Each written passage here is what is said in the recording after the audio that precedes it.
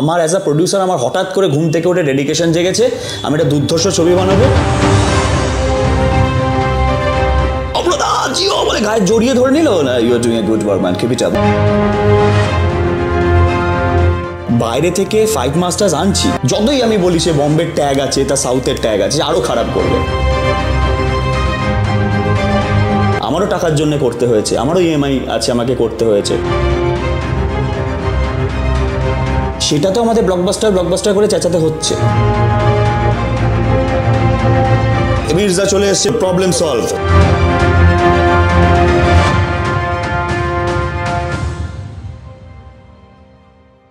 তুমি লোকটা খুব একটা সুবিধার নয়, এটা আমার প্রথম থেকেই মনে হচ্ছে। তার কারণ তুমি এত বড় একজন সুপারস্টার, অথচ প্রথম থেকে এরকম হাম্বেল ব্যবহার করছো। ফোনে আমি এতদিন যখন কথা বলছিলাম আপনি বলছিলাম, দেখা হতেই সেটা কেমন তুমি হয়ে গেল, এটা কি করে পসিবল? না দেখো, এটা পুরোটাই ইটস লাইক আ ফ্যামিলি। যে তোমরাও যে কাজটা করো, তোমরা প্রমোট করো Bengali films and all everything. তো এখন যেটা হয়েছে, সবাই ভীষণ এটা এক সুতোয় বাধা হয়ে যাচ্ছে আর কি।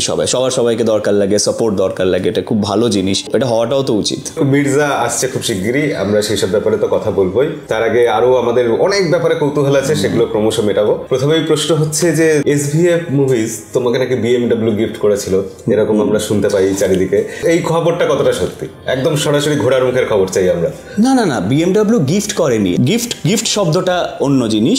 অ্যাকচুয়ালি যেটা হয়েছিল সেটা হচ্ছে, আমি একটা খুব বড় মোটা অ্যামাউন্টের চেক অ্যাজ অ্যাডভান্স পেয়েছিলাম যখন আমি সাইন করেছিলাম এসভিএফ। তো সেই মোটা অঙ্কের চেকটা দিয়ে আমি আমার বিএমডব্লিউ বুক করেছিলাম। So it's not gift, but আমারই রেমুনারেশনের টাকা ছিল।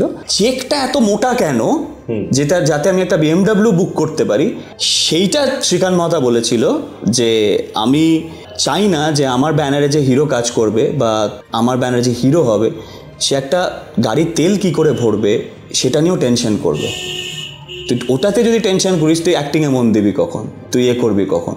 তো সেই দিকটা আমি সামলে নেবো, তুই কাজে মন দে। And you deserve this amount. এমন নয় যে আমি তোকে দান করছি, তোকে আমি দয়া করছি।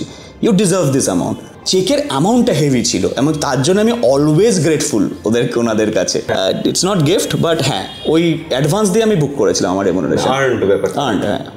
আচ্ছা, এইরকম যে ফিল্মের ইন্টারভিউ হয় না, এখানে ইন্টারভিউতে কয়েকটা স্পেসিফিক ওয়ার্ড থাকে যেগুলো না থাকলে ঠিক জমে না, যেমন নেপোটিজম। হ্যাঁ, তুমি তো নেপোটিজমের বাইরে, তুমি একদম বাইরে থেকে ফিল্ম ইন্ডাস্ট্রি বাইরে থেকে। কিন্তু তোমার সিনেমাতে যখন নায়িকা বাছা হচ্ছে, সেখানে কি তুমি নেপোটিজম করছো না? তোমার বান্ধবী বলেই ঐন্দ্রিলা, আমি আমার নিজের সম্পর্কের বলে কেউ বলছি না। ঐন্দ্রিলা ওই জোনে পড়েই না, সব থেকে হচ্ছে বড় কথা। আজকে আমি যখন লাইফে ঠিকই করিনি আমি কি করব, she was already a star. আমাদের না সমাজে একটা প্রবলেম আছে। কি প্রবলেম আমি বলি, এটা একটা মেল বেসড ইন্ডাস্ট্রি বলে একটা মেয়েদেরকে অসম্মান করার একটা অদ্ভুত টেন্ডেন্সি আছে। ঐন্দ্রিলা যতই পরপর সুপার হিট দিক না কেন, ওকে সুপারস্টার বলে কোনোদিন বলা হবে না। শুভশ্রী থেকে যাবে, সুপারস্টার শুভশ্রী কোনোদিন বলবে না কেউ, যেখানে শুভশ্রীর আনকাউন্টেবল ব্লকবাস্টার্স আছে, ইভেন শ্রাবন্তীও। এইটা আমার একটা আপত্তি আছে।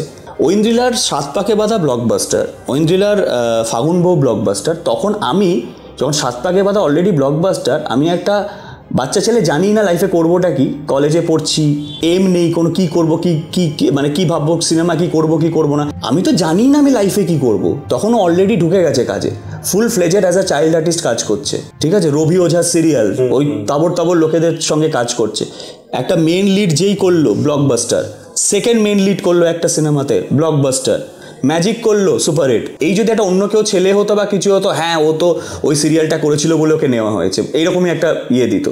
সো একদমই নয়, এটা আমি নিজের স্বার্থের জন্য নিয়েছি।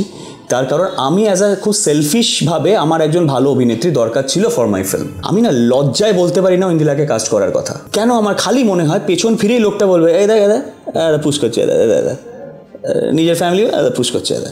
আমি জানি এটা হয়, এটা আমার না ভীষণ লজ্জা লাগে। আমার খালি মনে হয় ওরা এই আলোচনাটা করছে আমি অফিস থেকে বেরিয়ে যাওয়ার পর, তো আমি কোনোদিন বলি না। সো পুরোটাই ওর মেরিটে পাওয়া। আচ্ছা, এই সিনেমাতে শোনা গেছে ঐন্দ্রিলা নাকি খুব অ্যাকশন করছে, ব্যাপারটা কিরকম? আমি খুব বেশি কথা বলবো না এটা থেকে, আমি শুধু এইটুকুই বলবো, সবাই জানে, শুধু ঐন্দ্রিলা কেন, প্রত্যেকেরই আমি ব্যাপারে প্রশংসাই করবো। আমাদের নিজেদের সিনেমা, আমাদের নিজেদের লোকজন। ঐন্দ্রিলার পার্টিকুলার অ্যাকশন বলো বা ওর পারফরমেন্স বলো, আমি যাই বলবো লোকে জানবে তো ভালোই বলবে। আমি শুধু এইটুকু বলবো, জাস্ট ফিল্মে ওকে দেখো, আর কিচ্ছু না।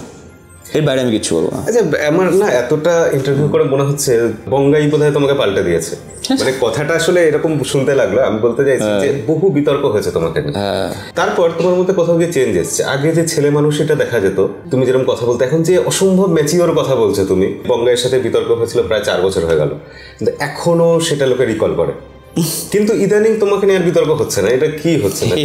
ভালো না, কি হয় না অ্যাকচুয়ালি, হ্যাঁ ম্যাচিওরিটি একটা যেটা ব্যাপার বলছো সেটা তো অবশ্যই। আর আরেকটা জিনিস হচ্ছে না, লাইফে প্রায়োরিটি চেঞ্জ হয়ে যায় একটা টাইমের পর, যখন অনেক রেসপন্সিবিলিটি আসে, আরও তোমার তুমি নিজে অনেকটা ম্যাচিওর্ড হও, তুমি কাজের প্রতি আরও বেশি সিরিয়াসনেস বলো, বা তুমি যেটা বললাম প্রায়োরিটি চেঞ্জ হয়ে যায়। মানে আমার কাছে এখন প্রায়োরিটি নয় যে এগুলো নিয়ে পড়ে থাকবো, টু বি ভেরি অনেস্ট। কারণ এখনও আমি তো অনেক কিছু দেখি, কে কী বলছে না বলছে, আমার গাড়ি লাগে না। মানে এমন নয় যে রাগ হচ্ছে কিন্তু বলছি না, না। আর আমি এমন ধরনের ছেলে, আমার যদি রাগ হয় আমি বলেই দেবো, মানে বলবো, আমি চুপ থাকবো না, কি কন্ট্রোভার্সি হয়ে যাবে চুপ থাকি তা নয়। আমার যদি মাথা গরম হয় আমি রিয়াক্ট করবো, আমার মাথা গরমই হচ্ছে না, মানে টু বি ভেরি অনেস্টলি বলতে, মানে খারাপ হয়ে গেছে না আমার না মাথা গরমই হচ্ছে না। মানে তার কারণ কি জানো তো, আমি আনন্দ, মজা, কিক, এক্সাইটমেন্ট কমপ্লিটলি ডিফারেন্ট জিনিসে পাচ্ছি। তো মানে আজকে অ্যাজ আ প্রডিউসার আমার আনন্দ এটাই, আমি মির্জা বানাচ্ছি, গান ভালো লাগছে, গানের গায়ে এটা ঠিক কর ওটা ঠিক কর, এর বাইরে গিয়ে কে কী বলছে কী না বলছে ওটার আমার ওই প্রায়োরিটি লিস্টেই নেই অনেস্টলি বলতে গেলে। তো এটা হয়, এটা একটা টাইপ, একটা বয়সও তো বাড়ে মানুষের, বয়স তো বাড়ে, বয়স বাড়তে বাড়তে এই জিনিসগুলো আসে, এটা আমি রিয়েলাইজ করেছি। তবে তুমি কিন্তু খুব পলিটিশিয়ানও হয়ে গেছো, মানে রাজনীতিটা ভালো বুঝে গেছে। যেমন এই ঈদ মানেই আমরা বুঝতাম জিতের সিনেমা আসবে, কি সুন্দর জিতকে সরিয়ে দিলে ওখানে মির্জা নিয়ে আসছে। না দেখো, এটা আমি জানি না কেন মানুষ বলছে, তার কারণ জিদ্দা কোনোদিন অ্যানাউন্সই করেনি ঈদে আসবে, এবং ইট ডাজন্ট মিন যে একটা মানুষ 2-3টে ছবি ঈদে এসছে বলে মানে ঈদই ধরে রাখবে। পুরোটাই ডিপেন্ড করে কি ছবি হচ্ছে, সে অ্যাজ আ প্রডিউসার সে কি প্ল্যান করছে, নাই প্ল্যান করতে পারি, তার কাছে মনে হয়েছে ওই সময়টা বেটার, ঈদের থেকেও বেটার, যাই হোক না কেন, এবং সেটা তার ডিসিশন। কিন্তু কোনোদিন জিদ্দা বলেই নি যে ঈদে আসবো, এবং ইন্টারনালিও আমি জানি না কোনোদিন যে বলে থেকেছে যে না আমি ঈদে প্ল্যান করছি, এই করছি, কোনোদিন বলেনি, হয়তো প্রথম থেকেই প্ল্যান ছিল না। আর কৌতূহলটা এরকম আছে যে তোমরা কি এটা আলোচনা করে? না কোনো আলোচনা করে না, কোনো আলোচনা করে নাই, কারণ অনেস্টলি আমি জানতামই না জিদ্দা ঈদে আসে, কোনোদিন অ্যানাউন্সও করেনি, পার্সোনালিও জানতাম না। অনেক অন্য বিষয়ে কথা হয়েছে, কিন্তু কোনোদিন এই বিষয়ে কথা হয়নি যে ঈদে আদৌ আসছে কি না।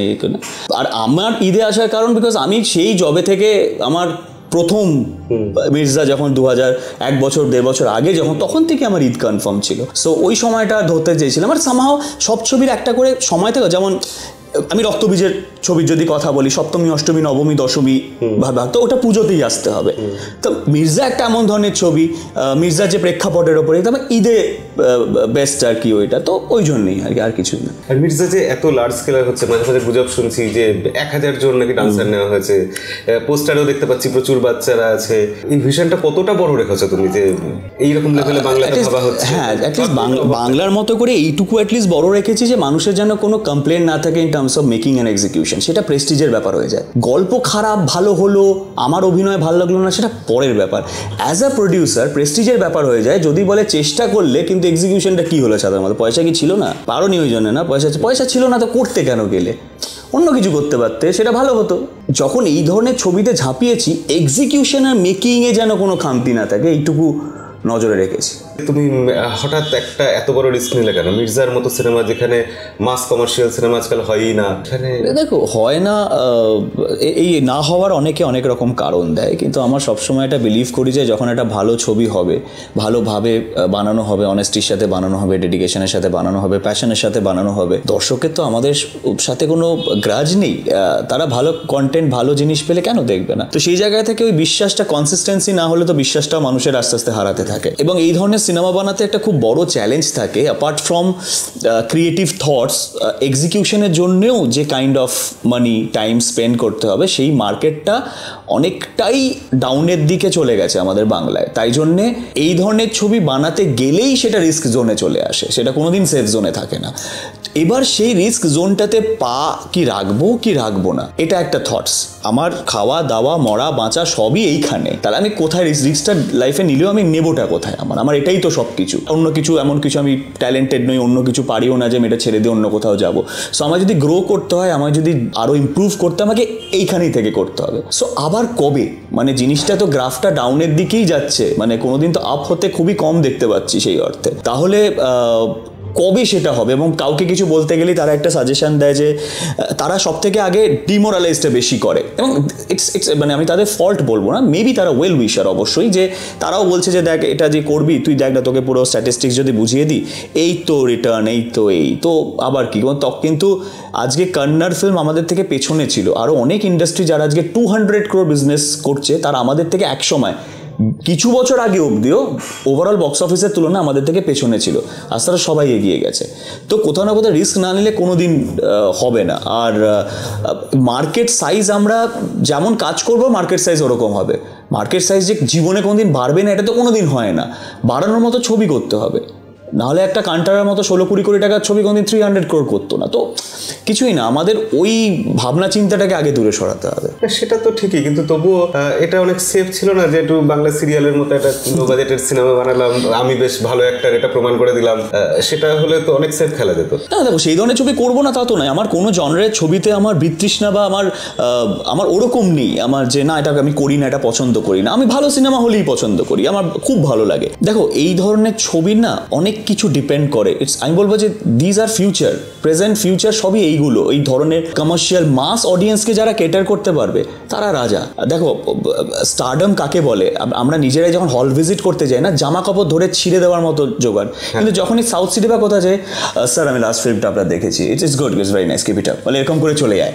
ঠিক আছে, তো তুমি অ্যাজ আ হিউম্যান বিং হয়ে তুমিও কোনটা পছন্দ করবে? ধরো তুমিও আজকে ক্যামেরার সামনে আসো, বেশ কয়েকজন তোমাকেও চেনে, তো আজকে তুমি কোন জিনিসটা বেশি পছন্দ করবে? যে অপ্রদা জিও বলে গায়ে জড়িয়ে ধরে নিল, না you are doing a good work man, keep it up বলে চলে গেল। So mass is always mass, এবং তাদেরকে কেটার করতে পারলে না কমার্শিয়াল সিনেমা কেন বলে? বিকজ কমার্শিয়ালি ভায়াবল, রিটার্ন যদি একটা লেগে যায় তাহলে লাইক ছাপ্পার ফাড়কে কাইন্ড অফ ব্যাপার, এবং সেটা হিন্দিতেও সব রকম ভাবে প্রুভ করেছে। আমরা যতই বলি that was a better film, niche film for the niche audience, but much better film than Seth Jawan হোক, অ্যানিমাল হোক, টাইগার হোক, যে কেউ হোক। কিন্তু মেনে now it's a fact, at the end of the day এগুলোই বেশি ব্যবসা করে।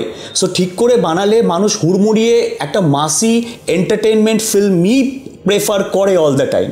আমাদের এখানে প্রবলেম হচ্ছে পাচ্ছে না তো কি করবে, they are not getting it in a proper way. এবার তা বলে আমি এইটা বড় মন করে বলছি না যে মির্জা চলে এসছে প্রবলেম সলভ, আমি সেটা একদমই বলছি না, বাট একটা চেষ্টা আছে মির্জার মধ্যে যে execution wise, making wise we will set a new bar আমরা সেট করবো, বাকিটা দর্শকের ব্যাপার। একটা রিস্ক তো এটা ছিল, কিন্তু অন্যদিক দিয়ে আরেকটা অবস্টাকেল যেটা বড়, সেটা হচ্ছে যে সেরকম টেকনিশিয়ান পাওয়া, সেরকম লোকজন পাওয়া, যে ভালো বেশ কমার্শিয়ালের মতো ডায়লগ লিখবে এরকম লোক পাওয়া, সেই চ্যালেঞ্জগুলো কিভাবে তুমি? দেখো আমাদের যদি টেকনিশিয়ানদের কথা বলো, লেবার যারা আমাদের আছে, আমাদের বাংলায় ওয়ান অফ দ্য বেস্ট আছে, এটা আমি চিরকাল বলে এসেছি। আমরা সব থেকে কম রিসোর্সেসে ম্যাক্সিমাম আউটপুট দিতে পারে। এবার তুমি যদি বলো কিছু ক্রিয়েটিভ মানুষজন যারা আর কি, ধরো সে লেখে, কেউ ডিরেক্ট করে, তাদের কোয়ান্টিটিটা কতটা? বাংলাতে কম, অবশ্যই কম, কিন্তু তাদেরকেও দোষ দিয়ে লাভ নেই।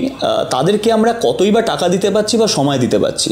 আজকে একটা মানুষকে আমি বলবো তোর হাতে 1 মাস সময় আছে, লিখবা, আমি বলবো যে আমার অ্যাজ আ প্রডিউসার আমার হঠাৎ করে ঘুম থেকে উঠে ডেডিকেশন জেগেছে, আমি একটা দুর্ধর্ষ ছবি বানাবো, তোকে আমি 1 বছর দিলাম, তুমি লেখো মন দিয়ে, ভালো করে লেখো। দাদা কত টাকা দেবো? দেখুন 1 লাখ, ম্যাক্সিমাম 70,000 থেকে 1 লাখের বেশি আমি দিতে পারবো না তোমাকে, করতে হলে করো। সে কি করবে? সে তখন 1 বছর আমাকে সময় দেবে, নাকি আরো 50টা ছবিও লিখবে যাতে ওর খাওয়া দাওয়াটাও করতে পারে, দুবেলা দুমুঠো খেতে পারে? তো তাদেরকেও কোনো দোষ দেয়, তারা কি ট্যালেন্টেড নয়? তারা ট্যালেন্টেড, কিন্তু apart from money and talent সব থেকে বড় ফ্যাক্টর হচ্ছে সময় হচ্ছে লাইফের সব থেকে বড় ফ্যাক্টর। সেটা আমরা কাকে কতটা দিচ্ছি, সেটা হচ্ছে খুব বড় জিনিস। আজকে আমরা বাইরে থেকে ফাইট মাস্টার্স আনছি, কিন্তু তাকে যদি আমরা কলকাতাতে যে ফাইট মাস্টারগুলোকে এতদিন সময় দিয়েছি করার জন্য, যদি সেই সময়টাই দিই, তাহলে সে আরও ধাঁধা করবে, আরও খারাপ এক্সিকিউশন করবে। যতই আমি বলি সে বম্বের ট্যাগ আছে, তার সাউথের ট্যাগ আছে, আরও খারাপ করবে। তা তাকে আমার এনে লাভটা কি হলো? সে তো একটা মোটা রেমুনারেশন নিয়ে চলে গেল, এক্সিকিউশন তো আমার যে কাজ সেই হলো। তাকে সেই সময়টা দাও। তুমি 2 দিন ফাইট করতে এতদিন, 3 দিন ফাইট করতে তাকে 15 দিন দাও। দেখো সেই মানুষটা কি করবে। এই চিরকাল ওই সলমান খান, অজয় দেবগানের সিনেমায় যেমন দেখে তুমি মোহিত হয়ে লোকটাকে নিয়েছিলে, আগে দেখো তারা সময়টা কত দিয়েছে। তুমি তার ছবি ইমপ্রেস হয়ে তাকে দেখে নিয়েছো, তুমি কত সময় দিচ্ছ, এটাই প্রবলেম এখানে। সো কাউকেই দোষ দিয়ে লাভ নেই। এখন তো 4টে লোক বলতে পারে অঙ্কুশ তো কমার্শিয়াল সিনেমার অ্যাক্ট হিরোই নয়, এটা তো আমায় মেনে নিতে হবে যদি কেউ বলে। চলো অডিয়েন্স যা বলবে আমি মেনে নেবো। এবার আমাকে তার জন্য একটু নিজেকে সময় দিতে হবে, 4টে বস্তা পচা ছবি ছেড়ে দিতে হবে। আমি করেছি মাঝখানে অনেক বস্তা পচা ছবি, আমার বলতে কোনো দ্বিধা নেই। আমারও টাকার জন্য করতে হয়েছে, আমারও ইএমআই আছে, আমাকে করতে হয়েছে, আমারও সেটা আমারই ভুল। আমি কাউকে দোষ দেবো না সে আমায় বস্তা পচা ছবি কেন গুছিয়ে দিয়েছে। আমি হ্যাঁ কেন বলেছি, হ্যাঁ যখন বলেছি এটা আমার ফল্ট। তো কাউকে দোষ দিয়ে লাভ নেই। কিন্তু ট্যালেন্ট কি নেই বাংলায়? রং। ইমেন্স ট্যালেন্ট আছে বাংলায়, ইমেন্স ট্যালেন্ট আছে। তাদেরকে আমরা সঠিকভাবে সেই সময়, সেই সম্মানটা, যোগ্য সম্মানটা আমরা কোথাও না কোথাও দিতে পারছি না। এটা তুমি প্রডিউসার বলে এই ব্যাপারগুলো পসিবল হচ্ছে, সম্ভব। শুধু একটার হলে তো সবসময় এটা সম্ভব হয় না। যে ওই জন্যই তো 4-5টা খারাপ ছবিও করা আমার করেছি এই কারণেই, যেটা বললাম যে আজকে তখন তো আমি আর কিছু আমার হাতে নেই। আমাকে প্রমিস করা হয়েছিল এই ছবিটার এই লেভেলের প্রমোশন হবে, হাত তুলে নিল তারপর প্রডিউসার। সিনেমা যেই শেষ হয়ে গেল ওর পয়সা শেষ। সুতরাং তুমি ঠিকই বলেছো, যেটা তো অ্যাজ অ্যান অ্যাক্টর হয়ে আবার আমার হাত বাঁধা হয়ে যায়। কিন্তু প্রডিউসার হলে আরেকটা সমস্যা হয়, সেটা হচ্ছে যে খুব লোভ লাগে যে আমি হিরো হিসাবে নিজেকে আরো ভালো করে দেখাবো, অন্যদের সব রোল টোল কেটে দেবো। তো এটা তো লোভ হবেই, স্বাভাবিক ব্যাপার। কিন্তু এখানে যে তুমি কৌশিক গাঙ্গুলিকে নিয়েছো বা অন্য যাদের নিয়েছো, তাদেরকে ট্রেলার দেখে আমাদের মনে হয়েছে যে অনেক স্পেস দিয়েছো বা ইম্পর্টেন্স সেরকম দেওয়া হয়েছে। সেই ব্যাপারে যদি কিছু বলো। এটা সব থেকে ভুল ধারণা যে আজকে যদি আমি আমার রোল বেশি রাখি বা একটা সিন যেটা হয়তো আমাকে কেউ খেয়ে নিল, আমার থেকে এমন ভালো করলো, আমাকে পুরো খেয়ে নিল এই সিনটাতে, সেই সিন যদি আমি কেটে আমার দিকে করার চেষ্টা করি, এটা নিজের পায়ে নিজে কুড়ুল মারা ছাড়া আর কিচ্ছু না। সবসময় মাথায় রাখতে হবে, at the end of the day খুব ইম্পর্টেন্ট, সিনেমাটার ওপর যেন হিট ট্যাগ লাগে। একবার সিনেমাটার ওপর হিট ট্যাগ লাগলে কিন্তু সেই ক্রেডিটটা সবাই নিই আমরা। সুতরাং আজকে যদি তোমার কোনো পাকামোর কারণে সেটা ঘেটে যায়, তা সেটা নিজের পায়ে কুড়ুল মারা ছাড়া আর কিচ্ছু না। আর একটা সিন, একটা সিনেমা অলওয়েজ সবার কন্ট্রিবিউশনে দাঁড়ায়, এটা সব থেকে বেশি ইম্পর্ট্যান্ট। এবং আমার ওই মানসিকতাটা জীবনে ছিল না। আমি সব থেকে বেশি ইনসিকিওর হয়ে যাই যখন আমি ভালো করছি, আমার সামনের অ্যাক্টরটা খারাপ করছে, আমি যতক্ষণ না সে আমার থেকে সমান বা আমাকে ছাপিয়ে যাচ্ছে, ততক্ষণ আমি কন্টিনিউয়াসলি বলি এটাকে রিটেক নাও, ও পারবে, রিটেক নাও। ও একটু হয়তো প্রবলেম হচ্ছে, নতুন তো বা ঘাবড়ে যাচ্ছে, বারবার রিটেক করাই যতক্ষণ না ওর অ্যাক্টিংটা আমাকে ছাপিয়ে যাচ্ছে, ওর আমার সমান আসছে। নাহলে ওই সিনটা লিটারেলি ঝুলে লাট হয়ে যাবে। আর তখন কেউ বাইরে গিয়ে বলবে না, লোকের ওভারঅল এসেন্সটা কিন্তু মাথায় নিয়ে বেরোয়, পার্টিকুলার কারো পারফরমেন্স মাথায় নিয়ে বেরোয় না, ওভারঅল এসেন্সটা লোকে বাইরে গিয়ে বলবে ওই সিনটা জমেনি। কেউ আলাদা করে বলবে না যে অঙ্কুশ দুর্ধর্ষ করেছে, সামনের মানুষটা ঝুলিয়ে দিয়েছে। অডিয়েন্স এত ভাবে না, ওভারঅল জমেনি সিনটা মানে জমেনি। সো এইটা ভেরি ইম্পর্টেন্ট, ওইটা মাথায় রাখা যে যেন সবাই বেটার করে, সবাই ভালো করে। বিকজ আমি একটা কথা এই সুমিতকে বলেছিলাম যে সুমিত, এই ছবিটার লোকে দেখে আসার পর যদি একদম শেষে আমার প্রশংসা করে, তাহলে জানবে যে ছবি ব্লকবাস্টার। কারণ ছবি স্ক্রিপ্ট তো আমার ওপরেই লেখা, যেহেতু মির্জা হিরো, তো আমি তো অথর ড্রিভেন একটা রোল পেয়েছি, তাতেও যদি আমার প্রশংসা লাস্টে হয়, তাহলে ইম্যাজিন করো বাকিরা কি করেছে। সো যখন বাকিরা এই লেভেলের ফাটিয়ে দেবে, তুমি জানবে তোমার ছবি ব্লকবাস্টার। আর আমি সেটাই চাই। এটা তো প্রডিউসার বলছে, কিন্তু প্রডিউসার তোমাকে হতে হলো কেন? এক হতে পারে যে প্রচুর টাকা কামাবো, ব্যবসা করবে, সিনেমাটা হিট করবে। আর একটা হতে পারে যে আমি অন্য প্রডিউসার থেকে যে জিনিসগুলো পাচ্ছি না, সেগুলো আমি প্রডিউসার হয়ে করে দেখিয়ে দেবো, একটা চ্যালেঞ্জ নেওয়া, যে বা ওই অভাবগুলো আমি সরিয়ে রাখবো। দেখো, প্রথম কারণটা হচ্ছে সব থেকে লাস্ট আমার পয়সা কামানোটা, ওটা সব থেকে লাস্ট রিজন আমার প্রডিউসার হওয়ার। হয়তো রিজনের মধ্যেই নেই, লাস্ট তো দূরের কথা, হয়তো রিজনের মধ্যেই নেই যে প্রচুর টাকা কামাবো। কারণ আমি যে জোনে ছিলাম সেটা সব থেকে সেফেস্ট জোন। আমি অ্যাজ আ হিরো হিসেবে আমার কোনো অভাব ছিল না, আমার ফিল্মের অফারের অভাব ছিল না, আমার টাকা পয়সার রেমুনারেশন হিসেবে আমি খুব হ্যাপি, আমার কোনো কমপ্লেন নেই কারুর প্রতি, কিচ্ছু না। So I was in the safest zone. সেখানে মির্জা করতে গিয়ে যে কি লেভেলের আনসেফ জোনে নিজেকে ফেলেছি এটা আমিই জানি। তো ওইটা তো একদম লাস্ট ক্রাইটেরিয়া আমার। যদি বলো যে হ্যাঁ অনেক প্রডিউসার আমি মানে অনেক, যেটা আমি মনে হচ্ছে যে আমি ঠিক চাইছি সেটা দিতে পারছে না, সেটা পুরোটা রিজন না হলেও আমি যদি মেন রিজন বলি, আমি সিনেমা ফিল্ম মেকিং এই জিনিসটাকে অসম্ভব ভালোবাসি। আমি চেয়েছিলাম যদি আমি নিজে বানাই, মানে ওই পথে যাই যে আমিই বানাচ্ছি, ওটা একটা অদ্ভুত আমার একটা স্যাটিসফ্যাকশন দেবে, একটা কিক, একটা স্যাটিসফ্যাকশনের বাইরে কিন্তু বেশি রিজন কিছু নয়। আর আরও যদি হ্যাঁ বলতে পারো যে এখানেও তো আমাদের ডেডিকেটেড প্রোডাকশন হাউস, তুমি উইন্ডোজ ধরে নাও, তুমি আমি বলছি যারা মানে হিরো থেকে প্রডিউসার হয়েছে তাদের আমি আপাতত বাদ দিচ্ছি, যারা প্রডিউসার আমি যদি বলি তাহলে তুমি উইন্ডোজ ধরে নাও, তুমি SVF ধরে নাও, তুমি সুরিন্দর ফিল্মস ধরে নাও, তুমি বেঙ্গল টকিজ ধরে নাও, আরও কিছু মিস খেলাম সরি, বাট আমি SK মুভিজ ধরে নাও। এই যে 4-5 জন প্রোডাকশন হাউস যেটা আছে সেটা আমি বলছি যে ডেডিকেটেডলি ফর দ্য ফিল্ম মেকিংয়ের মতো করে করে। এবার সবাই যে আমাকে নিয়ে কাজ করবে তা তো না, আমি তো চাইবই আমার সাথে কাজ করুক, আমিও চাইবো কাজ করতে। কিন্তু এবার ধরো বাইরে যখন কাজ হচ্ছে না, আমি দেখছি প্রচুর প্রচুর প্রচুর মানসিকতার একটা অনেস্ট মানসিকতার একটা অভাব আছে। এবং সেই জায়গায় দাঁড়িয়ে আমি দেখছি যে যদি নিজের এইটুকু ক্ষমতা থাকে যে, এবং বুদ্ধি ক্ষমতা যাই বলো না কেন, ক্রিয়েটিভ মাইন্ড যাই বলো না, যদি একটুও তোমার মধ্যে থাকে তাহলে সেটাকে পুশ করে গো ফর ইট, নিজে বানানোর চেষ্টা করো। তো আমার মনে হয় যে এক এক সময় অবশ্যই মনে হয় যে আমি কাউকে একটা অ্যাপ্রোচ করলাম এই ধরনের করতে চাই, কিন্তু সে বললো যে দেখো তোমার লাস্ট কয়েকটা ছবি সাকসেসফুল হয়েছে, তুমি এই ধরনের করেছো, আমি চাই তুমি এই ধরনের করো। কিন্তু আমি এবার নিজেকে ব্রেক করতে চাই যে সবসময় যে ফেলিয়ার হওয়ার পরই চেঞ্জেস করতে হবে সেটা নাও হতে পারে, তাই না? অনেক সময় মনে হয় যে ফেলিয়ার হয়েছে এবার চেঞ্জ করি নিজেকে, সেটা নাও হতে পারে। আমি তো নিজেও একটা বোর ফিল করতে পারি নিজেকে নিয়ে, যে ঠিক আছে লোকে নিচ্ছে কিন্তু তাও আমি একটু অন্য করি না, সেইটা অনেক সময় হয়তো ম্যাচ করে না প্রডিউসারের সাথে মানসিকতা আর কি। একটা ভিডিও বানিয়েছিলাম যে দেবজিৎ যতটা স্টারডাম পেয়েছেন, অঙ্কুশ কোথাও গিয়ে সেটা একটু হলেও মিস করেছেন। আমরা একটা ভিডিও বানিয়েছিলাম, তো সেখানে আমাদের একটা কমেন্ট এসেছিল যে যখন তোমার সত্যি রাইজটা হচ্ছে সেই টাইমে বাংলা সিনেমার ফল হয়েছিল, বাংলা সিনেমা সেই সময় থেকে, এবং সেই জন্যই ওই ট্রেনটা তোমার একটুর জন্য কোথায় মিস হয়ে গেছে। ট্রু না, দেখো আমি সত্যি কথা বলছি, ফ্রম একটা ফেজ ছিল আমার which I literally I enjoyed, like ব্যাপক এনজয় করেছি যে হ্যাঁ ফাইনালি লঞ্চ হলে এরকম হতে হবে, এরকম কাইন্ড অফ। এবং যেটা খুব ইজিলি আমাকে ওই টপ লিস্টার্স লিগের মধ্যে দাঁড় করে দিয়েছিল, আমার খুব গ্রেটফুল আমি সেটা আমার প্রডিউসার্স অবশ্যই। সেটা হচ্ছে ফ্রম ইডিয়েট, কানামাছি, আমি শুধু চেয়েছি তোমায়, Romeo versus Juliet, Aashiqui didn't do well. তারপর এই দিকে যখনই SVF সঙ্গে সঙ্গে ব্লকবাস্টার ফার্স্ট জামাই 420, দেন কি করে তোকে বলবো, Zulfiqar, that was a massive phase. এবং তারপরে হ্যাঁ তুমি এটা সত্যি ঠিক কথা বলেছো, কোথাও না কোথাও গিয়ে তারপর না ওভারঅল একটা ইন্ডাস্ট্রির একটা, যেটা আমি কোনো রিজন এটা বলতে চাইবো না, বাট হয়তো আমি জানিও না রিজনটা, বাট কোথাও না কোথাও হয়েছে যেটা শুধু একা আমি নয় সবাই সাফার করেছে সব। কারণ একটা সময় যে বক্স অফিসটা আমাদের 1 উইকের বক্স অফিস হতো সেটা এখন লাইফ টাইম এগিয়ে দাঁড়িয়েছে, এবং তাতে আমাদের হ্যাপি হতে হচ্ছে, সেটাতেও আমাদের ব্লকবাস্টার করে চেঁচাতে হচ্ছে। মানে তখন আমরা বুঝে গেছি যে এই বক্স অফিসটাই অ্যাকচুয়ালি অনেক বেসিক্যালি, বিকজ হল এত বন্ধ হয়ে গেছে, থিয়েটার এত বন্ধ হয়ে গেছে, মানুষ যাওয়া কমিয়ে দিয়েছে, কোথাও একটু ভরসা কমেছে, এনি রিজনের কারণে হতে পারে, হয়েছে তো এটা ফ্যাক্ট। তো তখন না আমরা এই 4-5 crore, যেটা 1 উইক কালেকশন হতো 4-5 crore, ঠিক আছে, তো সেইটাতেও মানে আমার নিজেরই জানা আছে, আমি শুধু চেয়েছি তোমায় ফার্স্ট উইক কালেকশন ওয়াজ মোর দ্যান 2 CR 2.5 CR, তো ম্যাসিভ কালেকশন আমি শুধু চেয়েছি তোমায়। সো আজকে এই যে সময়গুলো যেখানে আমরা 2.5 CR লাইফ টাইম হলেই হিট বলছি, সুপার হিট বলে দিচ্ছি, হিট ছেড়ে দাও, 2.5 CR সুপার হিট ডিক্লেয়ার হয়ে যাচ্ছে কোনো ছবি, তো হয়েছে, এটা ফ্যাক্ট, এটা হয়েছে। বাট নো কমপ্লেন, দর্শকের থেকে প্রচুর প্রচুর ভালোবাসা পেয়েছি। কোথাও না কোথাও আমার মনে হয় ট্রাস্ট ফ্যাক্টরটা, দেখো মানুষের খারাপ সময় ভালো সময় আসতেই পারে, আমি সব সময় বলি যদি তুমি ওই জোনে চলে যাও যে মানুষ তোমার প্রতি ভরসা হারিয়ে ফেলেছে, দেন ইউ আর গন।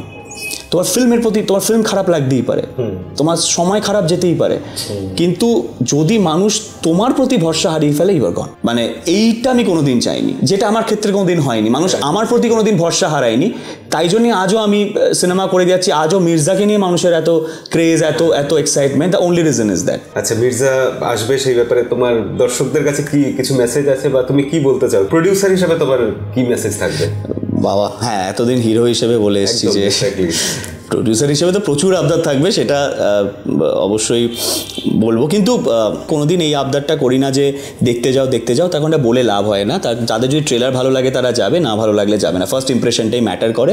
আর আমরা কতটা হাইপ ক্রিয়েট করতে পারছি, আমরা কতটা কিউরিওসিটি জাগাতে পারছি তার উপর ডিপেন্ড করে, তাতে আমরা যদি ফেল হয়ে যাই তারা যাবে না। কিন্তু মির্জার ক্ষেত্রে যেটা হয়েছে, আমি এখনো অবধি প্রচুর পজিটিভ ফিডব্যাক পেয়েছি, এবং দর্শকেরও যে উন্মাদনাটা আমি দেখতে পাচ্ছি দর্শকের মধ্যে, এরপর তো হলে যাওয়াটাই তো দরকার, উচিত।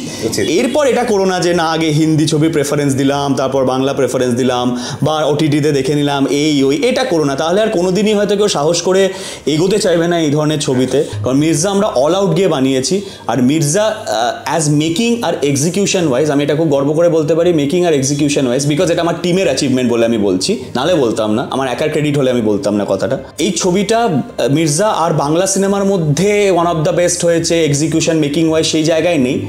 এটা অনেক হিন্দি ছবি, অনেক সাউথ ইন্ডিয়ান ছবি কেউ টক্কর দেওয়ার মতো জায়গায় এসছে।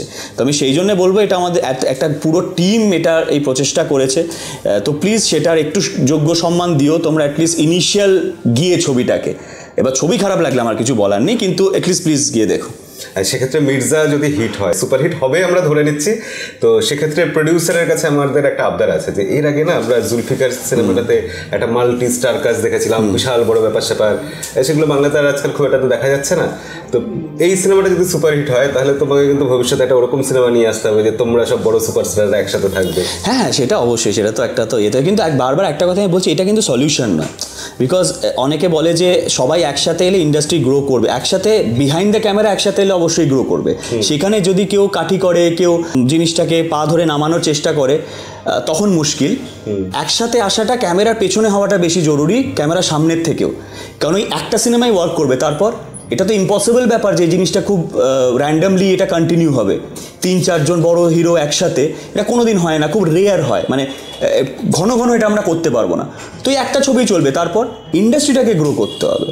এটা সলিউশন নয় একসাথে সবাই এলে ইন্ডাস্ট্রি গ্রো হবে না। ওই একটা ছবি জুলফিকারও চলেছিল, কিন্তু তারপরে অনেক ডাল ফেস গেছে। সো আমার মনে হয় যে এই যে একসাথে আসাটা না, ক্যামেরার সামনে ইম্পর্টেন্ট নয়, ক্যামেরার পেছনে ইম্পর্টেন্ট যদি ইন্ডাস্ট্রি গ্রো করতে হয়। কথা বললে এই অসাধারণ কথার সাথে আমরা এখানে ভিডিও শেষ করি। সবাই মির্জা দেখতে যাবেন অবশ্যই, তোমাকেও অনেক অভিনন্দন এখন থেকে রইল যে ভালো হবে সিনেমাটা এবং খুব সফল হবে। Thank you.